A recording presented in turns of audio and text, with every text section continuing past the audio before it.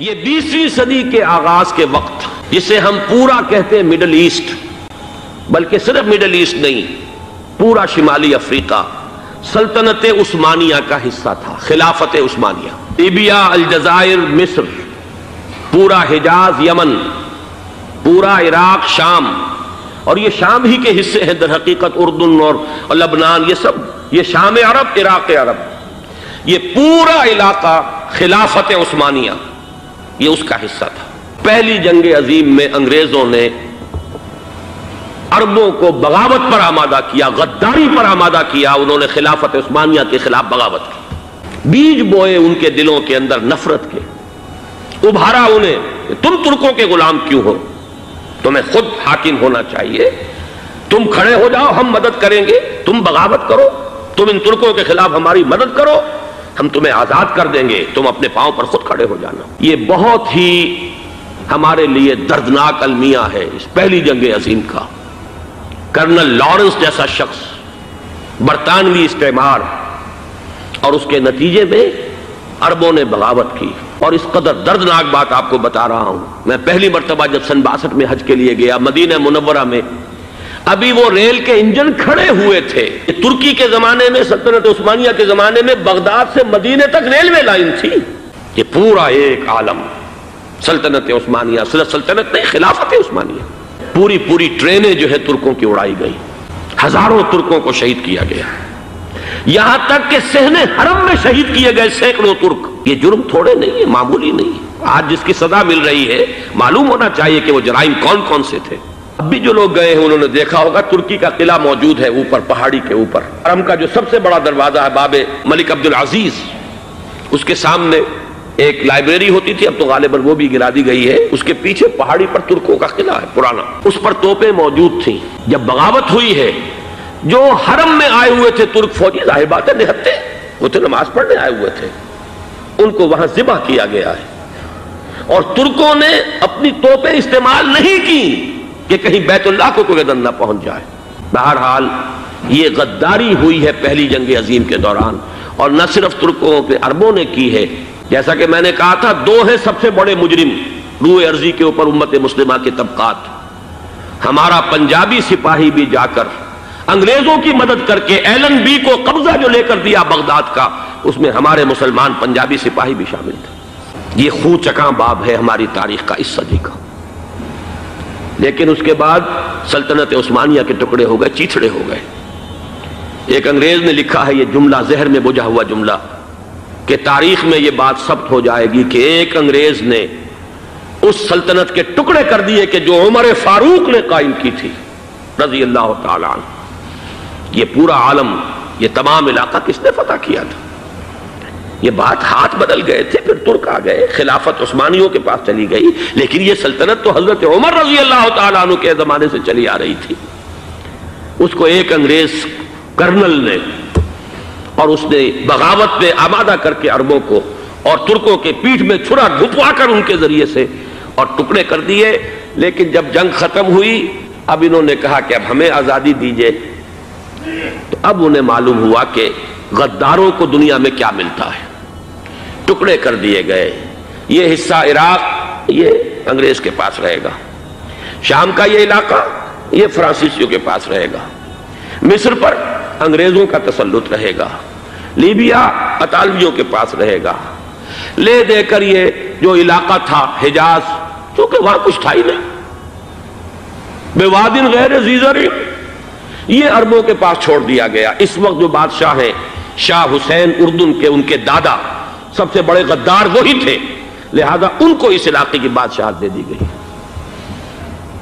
اس کے بعد نجد سے ایک تحریک اٹھی ہے، وہ سعودی جو خاندان ہے وہ نجد سے اٹھا ہے۔ نجد میں اس وقت کچھ بھی نہیں تھا، وہ تو صرف ریت کے تودے تھے اور کچھ بھی نہیں، لہذا ادھر کسی استعماری قوت کو دیکھنے کی ضرورت ہی نہیں تھی۔ وہ تو بعد میں تیل برآمد ہوا اور اس کی حیثیت ہو گئی، اور یہ امارات کا علاقہ جو ہے اس کی دنیا میں اب گویا کہ یوں سمجھیے کہ جو سب سے زیادہ اہم علاقے ہو سکتے ہیں روئے ارضی کے نقشے پر، ان میں سے ایک وہ ہو گیا۔ لیکن یہ اس وقت کی بات میں کر رہا ہوں، کوئی حیثیت نہیں تھی، لہذا اس کو چھوڑ دیا گیا۔ یہ ہے تاریخی پس منظر، یہ لکیریں جو کھینچی گئی ہیں، یہ ایک ملت اسلامیہ کو جو قومیتوں میں تقسیم کیا گیا، پھر نعرے لگوائے گئے المصر للمصریین الشام للشامیین. اب شامی ایک علیحدہ قوم ہو چکے ہیں، مصری ایک علیحدہ قوم ہو چکے ہیں، عراقی ایک علیحدہ قوم ہو چکے ہیں. یہ ساری تقسیمیں استعمار کی پیدا کرنا ہے، اس کا کوئی تعلق اسلام کے ساتھ نہیں. اب ضرورت تو اس بات کی تھی کہ استعمار کے پنجے جب یہاں سے کچھ ہٹے، دوسری جنگ عظیم کے بعد ایک دور آیا، امریکہ ابھرا ہے دنیا کی عالمی سطح پر سیاست میں. اس کے ہاں کچھ آزادی کے تصورات تھے، اس نے بھی سپورٹ کیا. برطانیہ کمزور ہو چکا تھا، وہ اتنے بڑے علاقے کو اب ہولڈ نہیں کر سکتا تھا. ہندوستان بھی آزاد ہوا، پھر یہ کہ اور دوسرے علاقوں سے بھی اس کو پسپائی اختیار کرنی پڑی. استعمار کے پنجے جس طرح بھی ہوئے، ان کے سینوں سے، عربوں کے سینوں سے جو ہے گویا کہ وہ ہٹے. لیکن امریکہ نے ایک اپنی بہت بڑی حکمت عملی جو اختیار کی، عالم عرب کے سینے میں اسرائیل کا خنجر پیوست کر دیا تاکہ یہ کبھی آزاد نہ ہو جائیں، ہمارے انگوٹھے تلے رہے، ہماری پالیسی گورن کرے. یہ استعمار کا دوسری جنگ عظیم کے بعد جہاں برطانوی استعمار، فرانسیسی استعمار رفتہ رفتہ یہ ہٹنے شروع ہوئے. صدر ناصر نے انگریزوں کو اٹھا کر پھینکا میڈیٹرینین میں اور دوسرے جگہوں سے. الجزائر نے آزادی حاصل کی فرانس سے، اطالویوں سے جو ہے لیبیا والوں نے آزادی حاصل کی. یہ ہو گیا، لیکن ایک خنجر پیوست کر دیا گیا اسرائیل کا سینہ عرب. اس صورتحال میں ظاہر بات ہے کہ ایک تو بڑی آئیڈیل پوزیشن تھی کہ پورا عالم اسلام متحد ہو، لیکن وہ تو بہت دور کا خواب معلوم ہوتا ہے. علامہ اقبال سے بڑا کوئی نقیب نہیں ہے ملت اسلامی کی وحدت کا. ایک ہو مسلم حرم کی پاسبانی کے لیے، نیل کے ساحل سے لے کر تا بخا کے کاشغر. لیکن انہیں بھی اپنے لیکچرز میں کہنا پڑا اس وقت جو صورتحال ہے پورے عالم اسلام کی ایک وحدت بن جانا تو تقریباً ناممکن نظر آ رہا ہے. اگر کسی طرح ایک common wealth of Muslim nations وجود میں آ جائے تو بھی بڑی کامیابی ہوگی. لیکن اس سے بھی پہلے یہ تو زیادہ آسان تھا کہ عالم عرب ایک وحدت کی شکل اختیار کر لے. یہ تو ایک قوم ہے، اکثر و بیشتر ایک نسل یا زیادہ دو نسلیں کہتی تھے. شمالی افریقہ میں بربر نسل بھی ہے، باقی تو سب عرب ہے.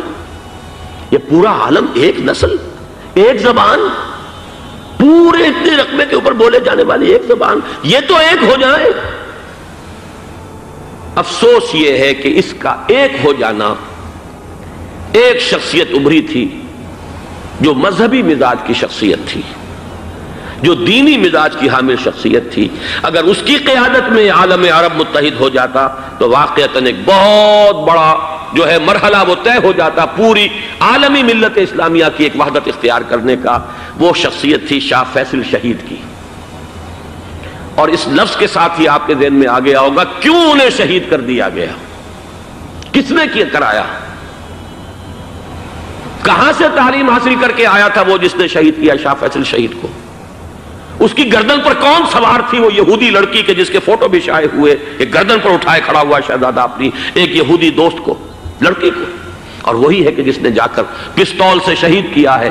جان میں اچھی طرح جان لیجئے، جیسے بارہا میں نے عرض کیا ہے کہ حضرت عمر کو شہید کرنے والا کہنے کو ابو لولو فیروز تھا، لیکن اس کے پیچھے پورا ایرانی نسل پرستی کا جو پورا پس منظر ہے، اسے تو ہر شخص جس کی ذرا بھی نگاہ جو ہے جو صرف منظر کو نہ دیکھ رہی ہو، پس منظر کو بھی دیکھنے والی ہو، وہ تو جان لے گی کہ ابو لولو فیروز ایک فرد کا نام نہیں تھا، وہ ایران کا انتقام تھا عالم عرب سے.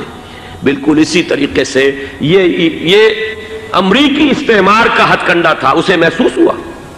شاہ فیصل مذہبی مزاج کا شخص یہ ابھر رہا ہے، اور یہ شاہ فیصل کی حکمت عملی کا ذرا آپ اندازہ کیجئے. لاہور میں سمٹ کانفرنس ہوئی، اس میں وہ آئے، سب سے ٹاورنگ پرسنالٹی پورے اس وقت عالم اسلام کے اندر شاہ فیصل کی تھی. اور وہ گویا کہ ایک بہت ہی جس کو کہا جائے کہ ایک بہت ایلڈرلی، ایک بزرگانہ ایک شخصیت جو ہے، اور انہوں نے اپنے دولت کے دروازے، عرب میں وہ مشہور تھے کہ نہایت خسیس اور بخیل انسان ہے، اس لیے کہ وہاں وہ خرچ کرتے تھے حساب کتاب کے ساتھ، لیکن ان کے خزانے کھلے ہوئے تھے عالم اسلام کے لیے. ادھر بھی مدد ہے، ادھر بھی مدد ہے، ادھر بھی کام ہو رہا ہے، ادھر بھی کام ہو رہا ہے. پھر انہوں نے تیل کا ہتھیار استعمال کر کے ایک دفعہ امریکہ کو دن میں تارے دکھا دیے تھے. لہذا ان کا ہٹایا جانا سین سے یہ امریکی استعمار کے لیے لازم